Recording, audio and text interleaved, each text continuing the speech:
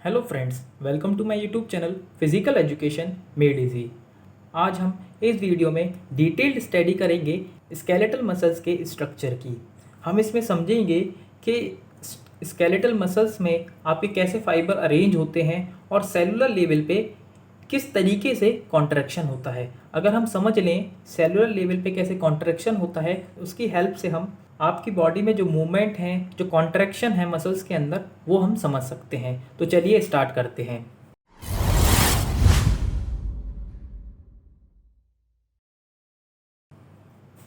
सबसे पहले हम बात करेंगे स्केलेटल मसल्स की। ये आपका एक स्केलेटल मसल्स का एक डायग्राम है। ये आपकी स्केलेटल मसल्स है। जो स्केलेटल मसल्स है वो आपकी कनेक्ट होती है, टेंडन से कनेक्ट होती है। ये आपका जो वाइट वाला पोर्शन है ये है टेंडन। तो जो आपकी स्केलेटल मसल्स है वो कनेक्ट होती है टेंडन से, और जो टेंडन है वो टेंडन आपकी बोन से कनेक्ट करती है स्केलेटल मसल्स को। तो हम स्केलेटल मसल्स को समझें तो ये आपका एक ऑर्गन हो जाएगा, और हम इसमें एक टिश्यू लेवल पे स्टडी करें तो एक बंडल को हम जूम इन करेंगे। तो जो एक ऑर्गन है वो आपके बहुत सारे टिश्यूज़ से मिलके बनेगा। तो ये आपके टिश्यूज़ हैं, तो इनको हम जूम इन करेंगे। जब जब हम टिश्यू लेवल पे स्टडी करेंगे तो जो आपका ये पर्टिकुलर बंडल है, ये आपका कवर होता है पेरीमाइसियम से। ये एक कनेक्टिव टिश्यू की लेयर होती है जो कि आउटर मेम्ब्रेन बनाती है, या इनको कवर करके रखती है, उसे हम बोलते हैं एपीमाइसियम। इसके अंदर आपके बहुत सारे बंडल्स प्रेजेंट होते हैं। ये आपके बंडल्स प्रेजेंट होते हैं जिन्हें हम फेसिकल्स बोलते हैं। ये बंडल्स प्रेजेंट हैं, इन्हें हम बोलते हैं फेसिकल्स। फेसिकल्स मतलब होता है बंडल्स।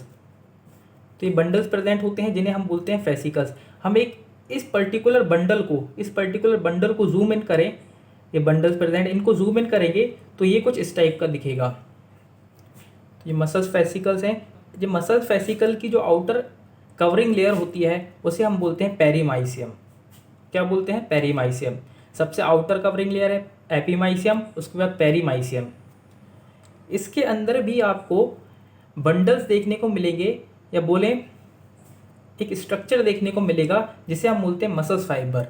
एक्चुअल में यही आपके मसल सेल्स होते हैं। तो इन्हें हम मसल्स फाइबर क्यों बोलते हैं? क्योंकि ये इनका जो स्ट्रक्चर है वो सिलेंड्रिकल होता है और लॉन्ग होता है, इसलिए हम इसको मसल्स फाइबर बोलते हैं। ये आपके मसल्स सेल होते हैं, इसको हम मसल सेल भी बोलते हैं। यही आपके मसल सेल्स होते हैं। ये आपके मसल्स फाइबर हैं। ये भी एक मेम्ब्रेन से कवर होते हैं, इनके बाहर एक मेम्ब्रेन होती है, या बोलें ये एक लेयर से कवर होते हैं जिसे हम बोलते हैं एंडोमाइसियम, जो कि कनेक्टिव टिश्यू की बनी होती है। ये जो इसके बाहर जो लेयर दिख रही है सेकेंड लेयर, ये आपकी कवर करती है एंडोमाइसियम से। तो इसमें आपकी मेन 3 लेयर होती हैं जो कि कनेक्टिव टिश्यू की होती हैं, जो आपको याद रखना है: एपीमाइसियम, पेरीमाइसियम और एंडोमाइसियम। तो बहुत ही सिंपल है। एंडो मीन्स अंदर, तो इसे आप समझ सकते हैं। एंडो सबसे अंदर वाली लेयर, पेरी सेंटर वाली या मिडिल वाली लेयर, और एपी सबसे आउटर वाली। अब हम इसके सेल की बात करेंगे जिसे हम मसल्स फाइबर बोलते हैं। तो जो मसल्स फाइबर्स हैं, या बोले मस्कुलर सेल्स हैं, इनमें एक स्पेशल क्वालिटी होती है इसके अंदर। इनके अंदर आपकी कॉन्ट्रैक्शन की क्षमता होती है, या आपके कॉन्ट्रैक्ट हो सकते हैं। तो ये सेल है, तो इसके अंदर आपके सेल ऑर्गेनल्स भी प्रेजेंट होंगे। इसके अंदर आपका न्यूक्लियस भी प्रेजेंट होगा, सेल मेम्ब्रेन भी होगी, साइटोप्लाज्म भी होगा। ये आपका डिटेल्ड स्ट्रक्चर है मसल्स फाइबर का, या का मसल्स फाइबर का स्ट्रक्चर है। इसमें हम देखें तो जो आउटर मेम्ब्रेन है, या आउटर मेम्ब्रेन है, इसको हम सार्कोलेमा बोलते हैं। मतलब सेल मेम्ब्रेन को हम सार्कोलेमा बोलते हैं। इसी ये आपकी क्या है? Cell membrane. सेल मेम्ब्रेन है, इसको हम सार्कोलेमा बोलते हैं। इसके अंदर आपके मल्टीपल न्यूक्लियस प्रेजेंट होते हैं। ये न्यूक्लियस प्रेजेंट हैं, इसमें आके मल्टीपल न्यूक्लियस प्रेजेंट होते हैं जो कि पेरिफेरल साइड्स होते हैं। मतलब आपके ये कॉर्नर्स में देखने को मिलेंगे। इसके अंदर आपको साइटोप्लाज्म देखने को मिलता है, जो लिक्विड पार्ट है।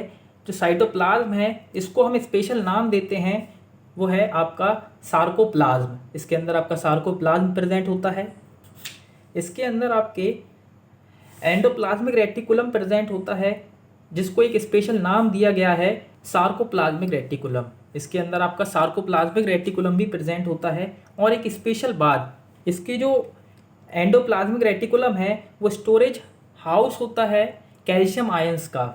मतलब इस मसल्स के अंदर आपका कैल्शियम, जो सार्कोप्लाज्मिक रेटिकुलम है उसके अंदर आपका कैल्शियम आयंस का स्टोरेज हाउस होता है। इसके अंदर आपके हाई अमाउंट में कैल्शियम आयंस स्टोर्ड होते हैं और ये आपके बहुत ही इंपॉर्टेंट होते हैं मसल्स के कॉन्ट्रैक्ट करने के लिए, या मसल्स के कॉन्ट्रैक्शन प्रोसेस में बहुत ही इंपॉर्टेंट होते हैं।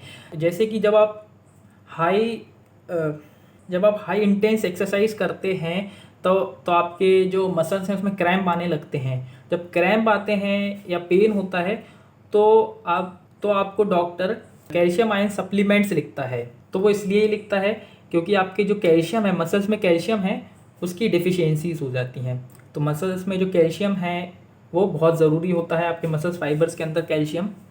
और एक और बहुत इंपॉर्टेंट बात, इसके सार्कोप्लाज्म के अंदर आपका पैरेलली अरेंज फिलामेंट्स प्रेजेंट होते हैं, जिन्हें हम मायोफैब्रिल्स बोलते हैं। ये आपके पैरेलली अरेंज फिलामेंट्स हैं, या बहुत सारे फिलामेंट्स आपके प्रेजेंट होंगे, ये सब फिलामेंट्स प्रेजेंट होते हैं जिन्हें हम मायोफैब्रिल्स बोलते हैं। तो आप समझने की कोशिश करिए, फाइबर्स होंगे, फाइबर्स के अंदर आपके मायोफैब्रिल्स प्रेजेंट होते हैं। इन मायोफैब्रिल्स के अंदर हम मायोफैब्रिल के स्ट्रक्चर को थोड़ा समझने की कोशिश करेंगे। जो मायोफैब्रिल का स्ट्रक्चर है, इसमें आपके dark band, light band, dark band, light band, ऐसे स्ट्रिएशंस प्रेजेंट होते हैं। हमने इसके पहले वाली वीडियो में डिस्कस करा था कि जो आपके कार्डियक मसल्स होते हैं, आपके स्केलेटल मसल्स होते हैं, उसमें आपके स्ट्रिएशंस प्रेजेंट होते हैं। और वो स्ट्रिएशंस क्यों होते हैं? क्योंकि इसमें आपके alternate dark band, light band, dark band, light band present होते हैं। तो ये डार्क बैंड है वो आपका मायोसिन से बनता है, और जो लाइट बैंड है वो आपका एक्टिन से बनता है। तो जो डार्क बैंड है, बोले डार्क बैंड, वो आपका मायोसिन से बनता है, और जो लाइट बैंड है उसमें आपका जो लाइट बैंड है वो आपका एक्टिन से बनता है। इसमें आपका एक्टिन प्रेजेंट होगा लाइट बैंड में, और जो डार्क बैंड है उसमें आपका मायोसिन प्रेजेंट होगा। तो जो डार्क बैंड है उसे हम ए बैंड भी बोलते हैं। ए बैंड भी बोलते हैं, मतलब anisotropic band, an tropic band. और जो एक्टिन है या लाइट बैंड है उसे हम आई बैंड भी बोलते हैं, या बोलें आइसोट्रॉपिक बैंड। यह आपका मेजरली मायोफैब्रिल्स का स्ट्रक्चर हो गया। डार्क बैंड है वो आपका मायोसिन से बनता है, और इसे हम ए बैंड भी बोलते हैं। ए बैंड मतलब एन आइसोट्रॉपिक बैंड। और जो लाइट बैंड है वो एक्टिन से बनता है, और उसे हम लाइट बैंड बोलते हैं, और उसे हम एन आइसोट्रॉपिक बैंड भी बोलते हैं। एक चीज़ और समझने की है, जो आपके लाइट बैंड होते हैं, जो लाइट बैंड है आपका, उसके सेंटर में, एकदम सेंटर में एक लाइन प्रेजेंट होती है, उसे हम बोलते हैं जेड लाइन, जो कि आपके लाइट बैंड को दो पार्ट में डिवाइड करती है, एक ये और एक ये। तो अब हम बात करेंगे सार्कोमेयर की, जो कि आपकी फंक्शनल यूनिट होती है मसल्स की, या स्केलेटल मसल्स की एक फंक्शनल यूनिट होती है। तो साइंटिस्टों ने क्या करा, जो जेड लाइन है, ये जो दो जेड लाइन है, एक ये जेड लाइन हो गई, एक ये जेड लाइन हो गई, इन दो जेड लाइन के एरिए को, इसके अंदर दो जेड लाइन के अंदर का जो एरिया है, इसको सार्कोमेयर कहा, और इसको हम एक फंक्शनल यूनिट डिक्लेयर कर दिया है, फंक्शनल यूनिट बोला।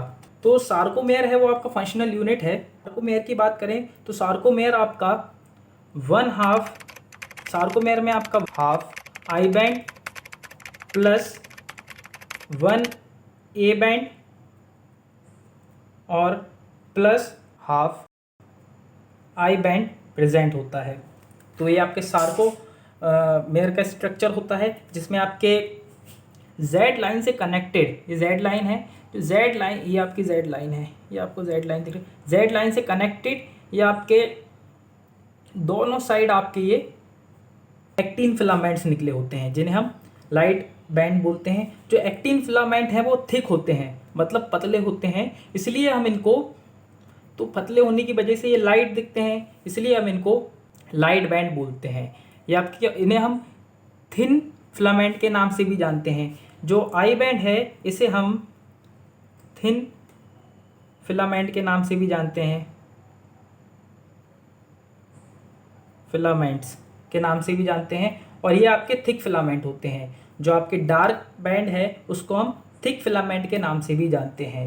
ये इसमें आपके मायोसिन्स होते हैं, जो मायोसिन है वो थिक होते हैं, ये आपको दिख रहा होगा, इस वजह से ये डार्क जोन बनाते हैं, तो इन्हें हम थिक फिलामेंट भी बोलते हैं। फिर इसके बाद आपके फिर से आई बैंड होते हैं जो कि आपके जेड लाइन से कनेक्ट होते हैं। तो जो आपका एन आइसोट्रॉपिक बैंड है या बोले ए बैंड है, उसके सेंटर में आपका एच जोन प्रेजेंट होता है। तो अब हम बात कर लें एक सार्कोमेयर में आपके क्या क्या प्रेजेंट होता है। तो एक सार्कोमेयर में हम बात करें तो आपकी दो जेड लाइन प्रेजेंट होती हैं, ये आपकी जेड लाइन प्रेजेंट होती हैं। जेड लाइन के अंदर जो इधर से लेके इतना एरिया है उसमें आपका आइसोट्रॉपिक बैंड प्रेजेंट होता है, हाफ आई बैंड प्रेजेंट होता है। उसके बाद आपका ए बैंड प्रेजेंट होता है, एक ए बैंड प्रेजेंट होता है, उसके सेंटर में आपका एच जोन प्रेजेंट होता है, इसके सेंटर में आपका एच जोन प्रेजेंट होता है। उसके बाद फिर आपका हाफ आई बैंड होता है, उसके बाद आपकी जेड लाइन होती है, बोले जेड डिस्क होती है। तो इस वीडियो में हम इतने ही डिस्कस करेंगे। इस वीडियो में हमने समझा मसल्स फाइबर को, समझा मसल स्ट्रक्चर को, हमने कम्प्लीटली डिस्कस कर लिया है। तो इससे रिलेटेड आपको बहुत सारे क्वेश्चंस आते हैं या बहुत कन्फ्यूज़न होता है सार्कोमेयर से रिलेटेड, तो इस वीडियो में हमने पूरा डिस्कस कर लिया है इसके स्ट्रक्चर को। तो अगर आपको वीडियो पसंद आई हो तो वीडियो को लाइक करें, शेयर करें और चैनल को सब्सक्राइब करें। Thank you.